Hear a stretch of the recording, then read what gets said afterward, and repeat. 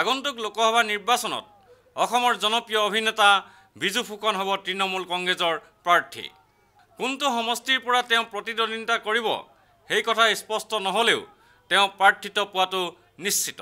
নিৰ্বাচনী ৰংহিঙা বজাবলৈ গুৱাহাটীলৈ অহা তৃণমূল কংগ্ৰেছৰ নেত্ৰী অগ্নিকন্যা মমতা বেনাৰ্জীয়ে আজি নিজৰ ভাষণৰ মাজতে বিজু ফুকনক কাষলৈ মাতি প্ৰাৰ্থিত্ব আগবঢ়ায়।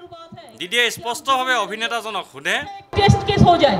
अच्छा बिजू फुकन जी, आप मेरे को पसंद जस्ट फॉर ए मिनट, आप क्या हमारा टिकट में लड़ने चाहोगे? यस यस मैं डेफिनेटली तृणमूल कांग्रेसर टिकट लै पे मैं नामिम। আমি শুধু একটা আপনাকে বললাম, বাদ বাকি অনেক আছে। আমরা ঠিক টাইমে অ্যানাউন্স করব। আমি এখান থেকে ফিরে যাওয়ার পরে একসাথে করব। Let the election is announce. উল্লেখ্য যে বিজু ফুকনক গুৱাহাটী লোকসভা সমষ্টিত প্ৰাৰ্থিত্ব দিয়া হ'ব বুলি গুণাগথা চলিছে। অৱশ্যে এই ক্ষেত্ৰত আনুষ্ঠানিক ঘোষণাৰ বাবে আৰু কিছুদিন অপেক্ষা কৰিব লাগিব। ভিডিঅ' জাৰ্নেলিষ্ট সুশান্ত দাসৰ সৈতে অমৰদীপ গগৈ, চেণ্টিনেল নিউজ, গুৱাহাটী।